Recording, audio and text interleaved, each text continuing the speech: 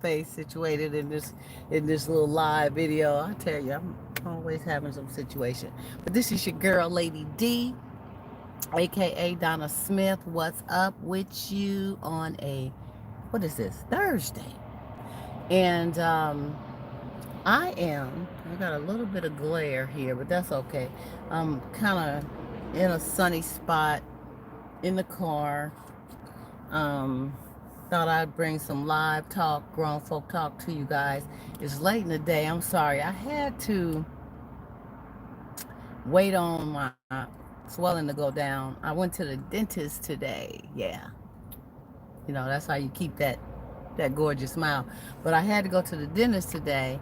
Had a couple of things done and I was kind of swole there, y'all, but I'm cool now. I'm all right, but I couldn't really talk. I was like, felt like my mouth was turned and everything, so it kind of put me um, in the stall category as far as getting some grown folk talk to you out on this Thursday.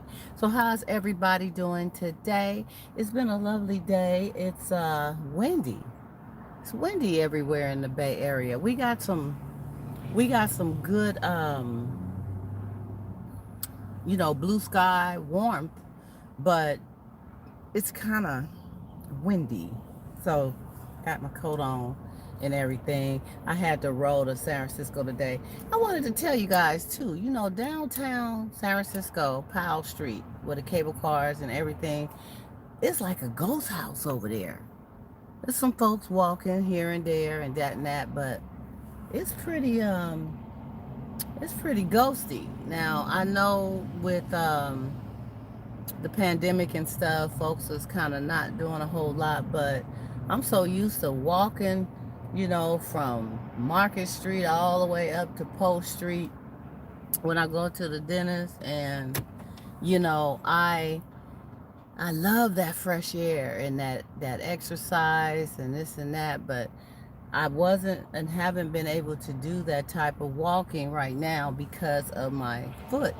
So I had to drive, but I was able to see that it was ghosty, real ghosty over there. So that's a trip. And as far as the BART, I'm not, man, I gotta wait on that because there's a lot of stuff going on, and I ain't trying to be getting up on no BART trying to do all that right now. It's folks you encounter, it's the stuff that's all around, it's this, that, that. I'm not trying to get down like that. But anyway, how y'all doing? I was sitting up thinking today while I was doing my little drive and even before I got out, just being thankful for a lot of things, being thankful for, you know, healing and getting to the point of feeling much better.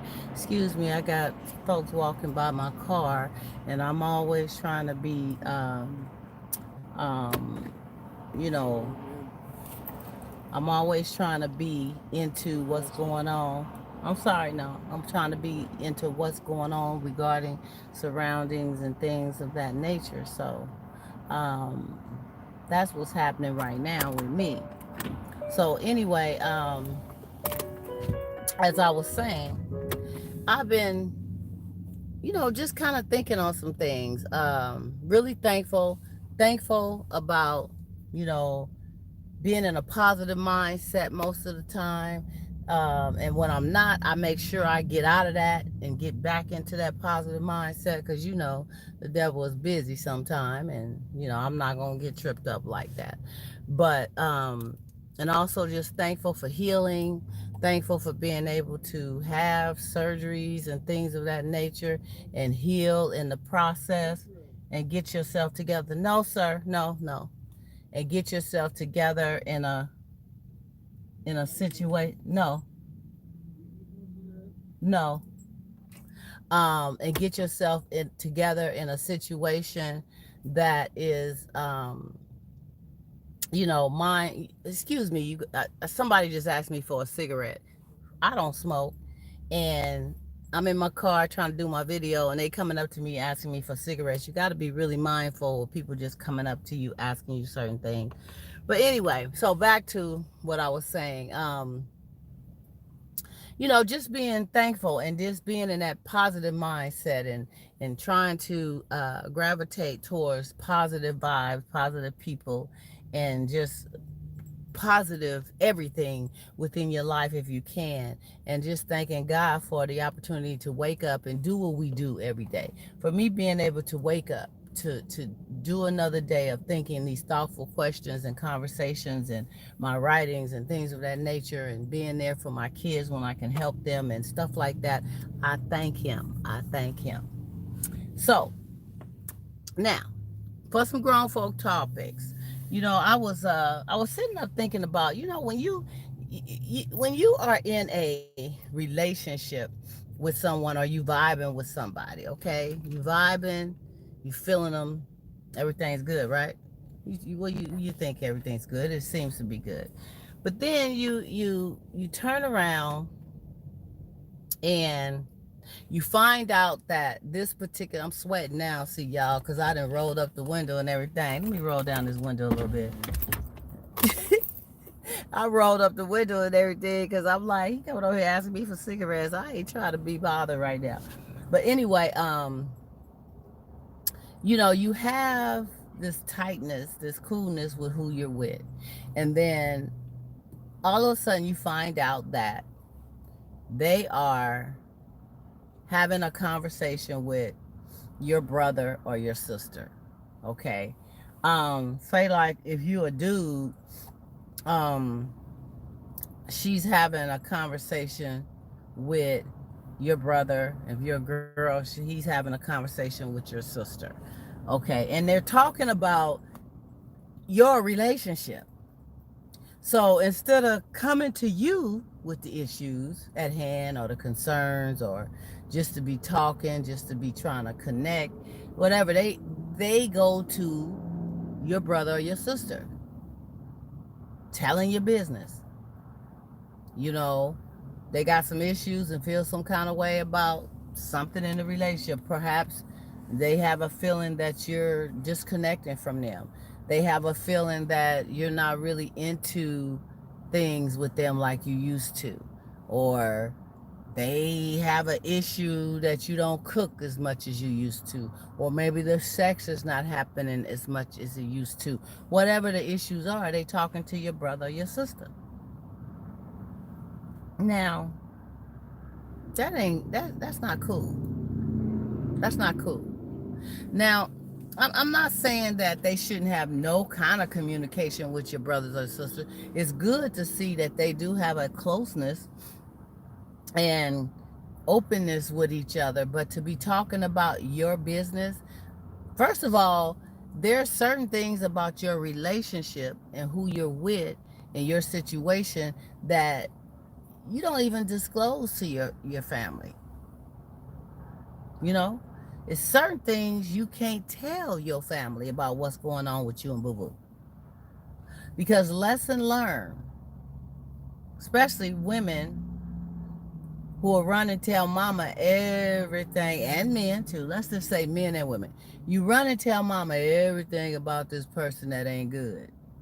You having these big issues with her or him, and you go and you tell mama, and mama start feeling some kind of way about this person, because their interest is you and your happiness, and they don't want nobody to do you wrong, use and abuse you. Say for instance, if this person is laying hands on you, you run and tell mama or your brother or your sister, and it's gonna be a problem. And then you turn around and you end up being with that person.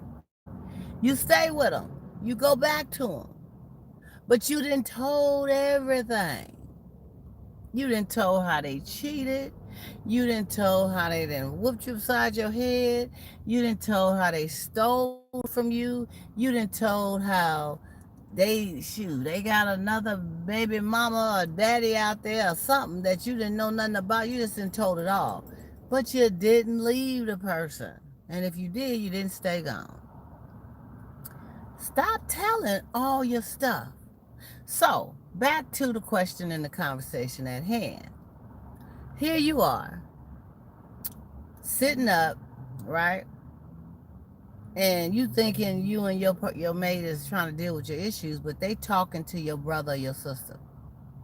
Your brother or your sister is coming back to you looking crooked, all in your business, throwing hints and stuff. Well, you need to stop doing this. And perhaps you need to start doing that with her because, you ain't doing it, somebody else is. Or, girl, you need to do this and that because so they throwing hints and they didn't got it from the person you with. Not good. Not good. Why do people, why? Why do you do that? Why do you talk to a family member about your issues with somebody you're with and have them all up in your business? Now, mind you, if you turn around and it's somebody that you're done with, that you're not going to be with anymore, it's a wrap, it's a done deal, that's it, you may want to talk your ass off after the fact because you ain't going to be with them no more. Right? You're done. So you may run your mouth, but you know that you're done and you are done, and that's different. But I'll be doggone if you gonna still be with that person that you should be blabbergabbing your mouth. Now that's one of the little issues I was thinking about today. I'm like, that's just not cool. That's not cool. And then let's talk about something else. Let's talk about when you're with somebody on a serious basis. Perhaps you're in a relationship going places. Maybe you're thinking about making this person, a part of your life. Maybe you have put a ring on it. Maybe you've accepted a ring. Whatever the situation. But it's a lot more than just somebody you just met a couple of months ago and you're trying to see what they do. And this person is talking about you guys establishing some stuff together. They want to get a business together. They want to start putting money together, saving towards things and all of that. But you haven't married yet. And they're talking about wanting to do this. Is it smart and wise to do that before you've actually married somebody? And if you do, should you have like they do those prenups, should you have like a contractual thing written up that says, well, we're doing this, but in the event that this happens, you can't have or take this, or you get this and I get that. Should you have some type of contract written up or something? And I'm not just saying it because of, folks should be just not having trust issues, but, big investments is big investments. And sometimes things don't work out, whether it's marriage or whether it's a relationship that's trying to build upon things. Sometimes it just don't work out. And you have acquired all these things together, and especially money. And hopefully like one person was saying, well, if you get a bank account together, that's fine. But you should have it, you should have the stipulations that nobody can take money out without the other person. Then some find that a headache because every time I want to go get $100, I gotta have you involved when I'm going to get the $100, and you know what I'm getting $100 for, and I may just want to go get some toiletries or whatever. I mean, I don't know. But some say that works. That's building trust. That works, and that's the only way they putting some money in the bank with somebody is if it got those rules and regulations, right? So what do you guys think about that? What do you think? Should you come together if you know that you're going in the same direction as far as business is concerned and as far as money is concerned? Or should you just wait until you are married? Something to think about, huh, grown folks? I bet you one of you guys have been through that or probably going through that. I bet you. You've had a situation where somebody has wanted you to put some money into something, or they have wanted to get into a business thing with you and you wasn't actually married, but you guys was vibing, what did you do? Or if somebody you know came to you and asked you that, what would you do? What would you do? Okay. And then my third question, thought-provoking question today for the grown folks is, what do you guys think about, they say that sometimes when people get to a certain status, um, say like a professional athlete, or, you know, a millionaire, someone who's doing well in their life with business and all these things, and, you know, perhaps it's a black man. And this black man does not have his eyes set on a strong black woman. He would rather be with a woman that was not of African American race. He would want to get with someone else. That's his thing. That's what he wants because of his status. What do you guys think about that? Why do you think that occurs?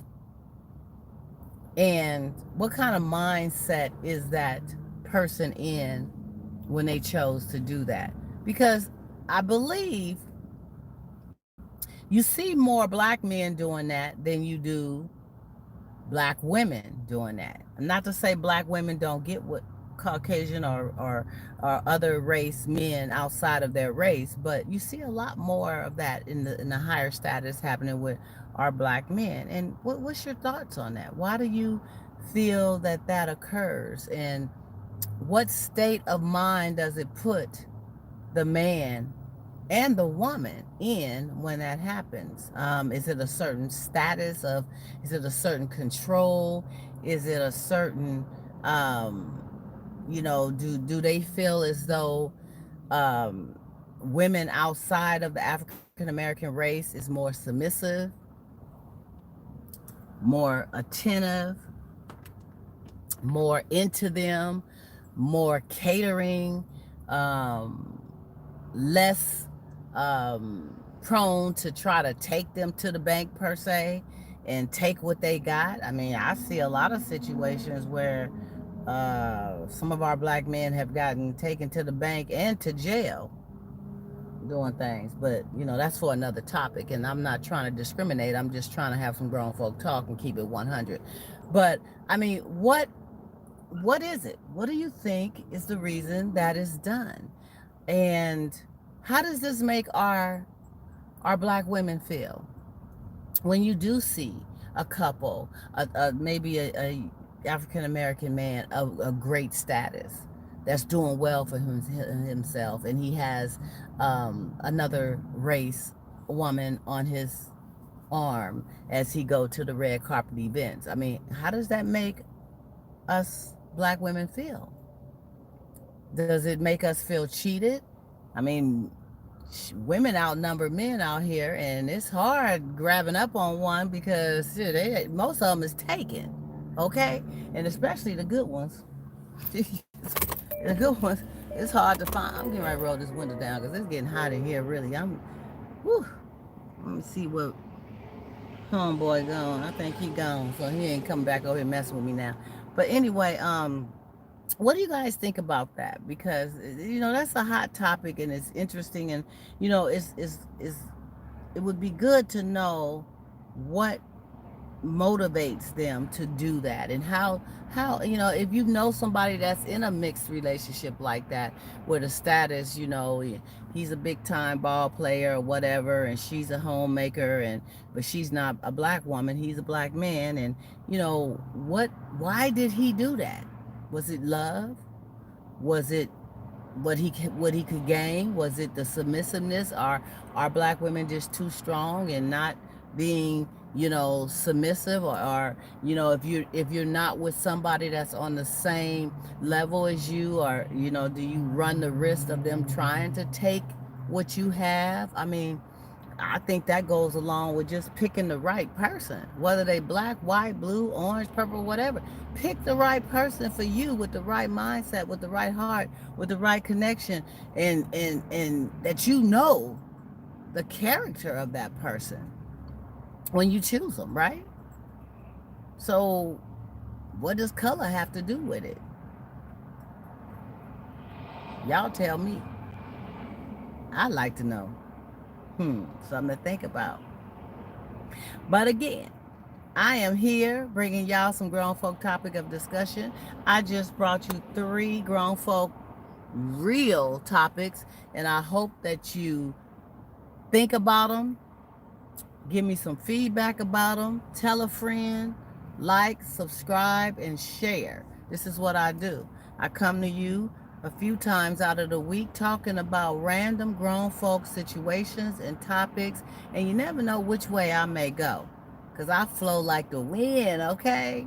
This is your hostess with the mostest, Donna Smith, aka Lady D. You guys have a great day, and until I see you again, which I hope is Sunday, 6:30 Zoom, 7 o'clock, right here, YouTube Live for the Donna Smith Show. And I may just creep on back in here before Sunday and say, hey, hey. Y'all have a great day.